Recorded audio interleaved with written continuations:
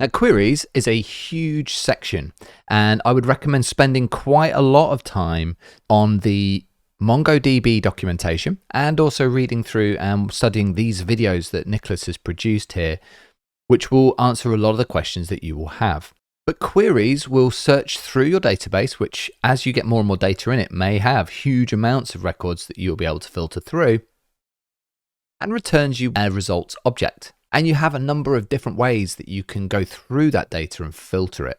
The more effective your technique for filtering, the better the results will be. But let's have a look through some of the basic examples. Again, if we just go back to the code that I produced, we looked at a query example here, which had two constraints. We had a greater than and a less than here, and I was searching my entire unit table for all units that had HP that was greater than 22 and XP less than 41. And then it just found that information. I ran a for of loop. I built a custom object, and then I pushed it into an array called query array and returned that back into the console. Back to the documentation. In this particular example, they're looking in the monster class. They're then creating a new query of the monster class, and they're looking for where the owner name is equal to Aegon.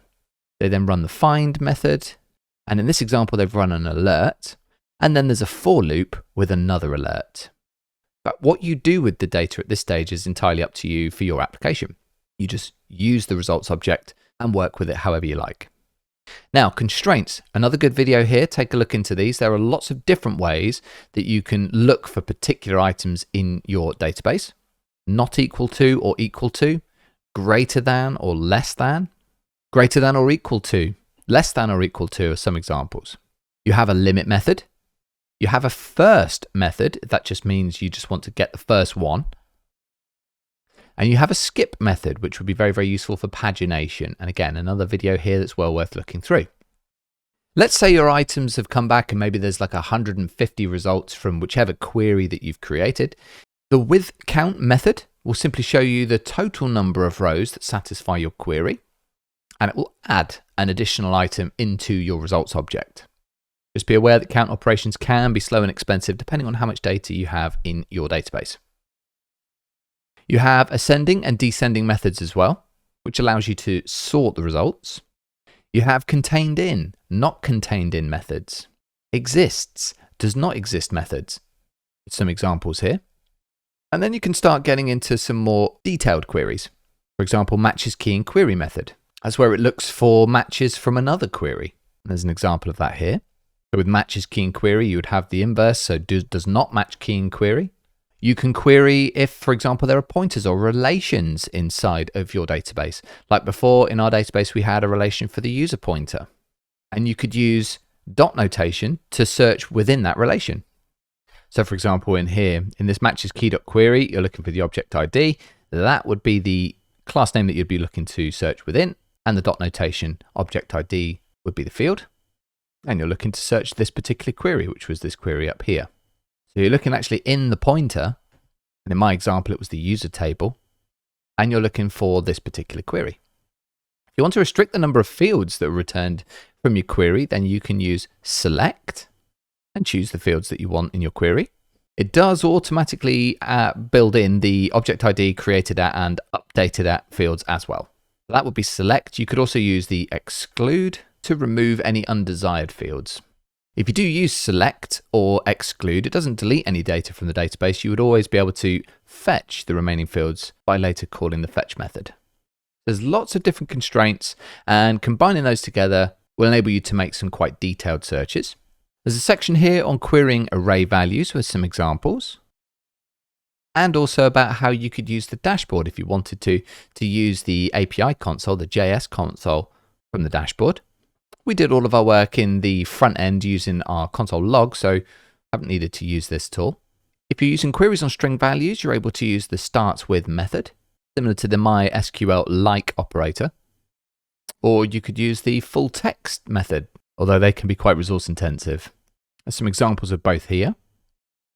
Relational queries are interesting because they will enable you to search across different pointers or relationships that you've set up in your database.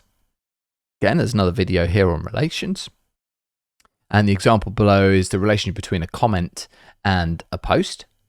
It's looking at finding comments for posts containing images or for posts without images, relational queries by object ID. In this example, there is an include method, which includes the post data in this example. And if you wanted to, you could have multiple fields by using the include method multiple times. There is a count method that you can use instead of find if you wanted to just count how many monsters, for example, or how many of the items that you're looking for would come back in the query. That can be a very useful method. There's a section here on compound queries, and again, there is another video here. It's specifically for advanced constraints. So they would typically have some kind of logical combination, some sort of subquery, so ands, ors. And in this example here, there are two queries. One has search where wins is greater than 150. This one here has where wins is less than 5 in the two different queries. And then there is an or. So it could return results from both of those. You do the same with and that uses this or method. You also have the same with and. But for the anded query constraints, you just run multiple queries. And this effectively acts as the AND operator. For example, there are 4 queries here.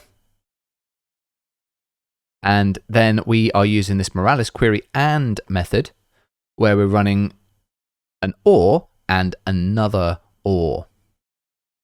And you could wrap those together using this AND method and find the results as normal. And if you need something a bit more complicated than those types of compound queries, then you would be able to make use of aggregates. Now, aggregates are worth studying. Going on to the MongoDB documentation, for example, will give you a lot more background into how to use aggregates. But once more, there is a handy guide here from Nicholas for queries using aggregate. Aggregating data is incredibly powerful, and if you have a lot of data in your database, you will be using this quite regularly. Essentially, what you'll be doing is building a pipeline, which could be an object or an array, which will follow logical stages. Perhaps you want to find some information in the database first, then perhaps the next stage you will want to remove some information you don't want, and then with the data that's left behind, maybe you want to group that in some sort. There could be like 3 different distinct stages there. That's what your pipeline would be building. So that's what this series of videos will talk you through. And there are some key stages to be familiar with. Match is the first one. Match is most similar to the equal to method. Just finds information in your database that matches your query and returns it to the next stage of your pipeline. So in this example, it's going to match whenever the name is barbecue. And this pipeline doesn't have any more than one stage, quite a simple one. And the new query runs the aggregate method and it passes in the pipeline. You have some comparison operators here. So for example, this one has got $GT. That's for greater than. So now we're looking for matches where the score is greater than 15. And you'll see that this is inside of an object. The match is also an object. And the pipeline is also an object. So it can start to look a little complicated when you're adding lots of stages. But when you look at it logically, it's not that difficult to get used to with some practice. So that would be the match stage. Another stage is to look up, similar to the left outer join in SQL. The video on it here. But essentially it allows you to look up the results of another class, of another table, and bring it into your query. And if we scroll down, we've got an example here where a pipeline's being created. The first stage is a match. It's an expression where it's actually looking as an OR. And it's looking for where the from address equals this user address, or where the to address equals the user address. So that's these two. And that would be this match object. And then it takes all of that information and it passes it into the next stage, which is where it's actually going to be looking in a different table called token.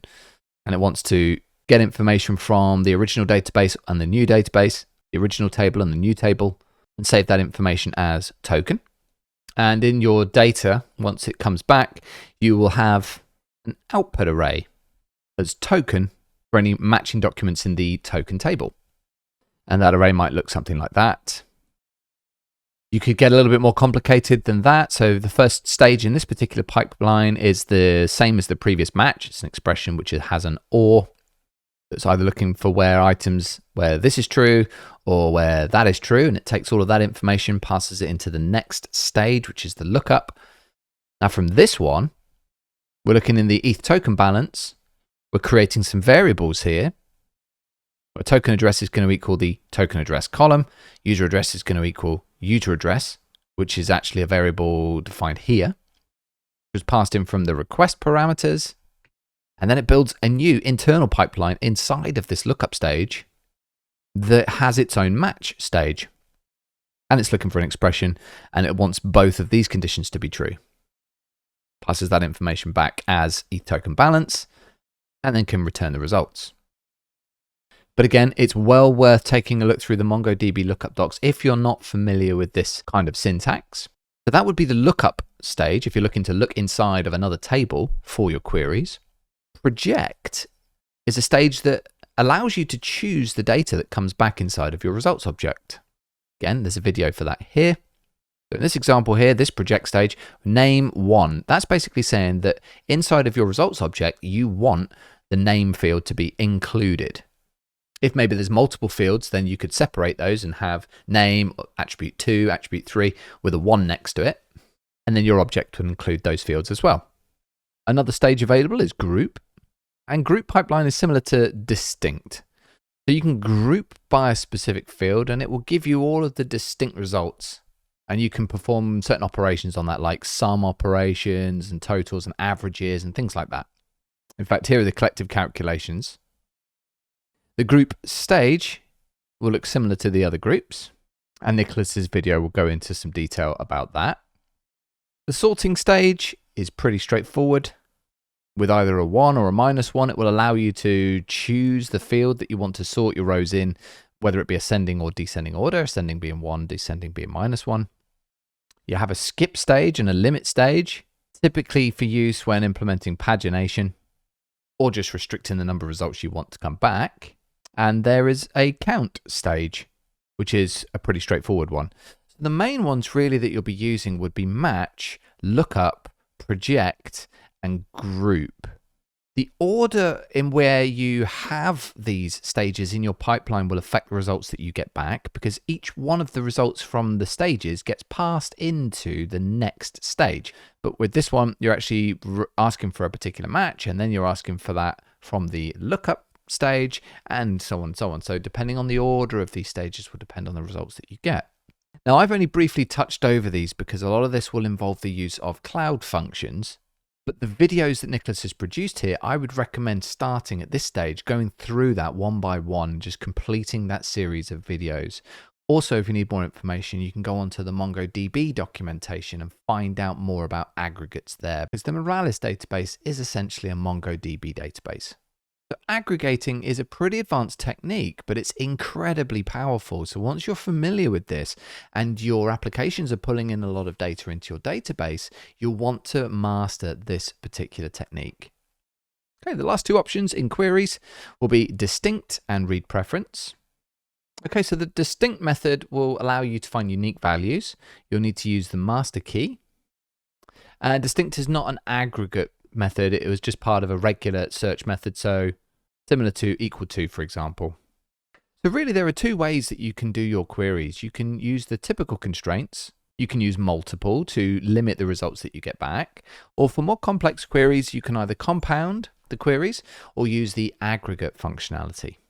And a combination of these techniques will enable you to master how to get information out of your database and onto your front end, as essentially any application is going to need to be able to do that. Fantastic. So let's move over to live queries.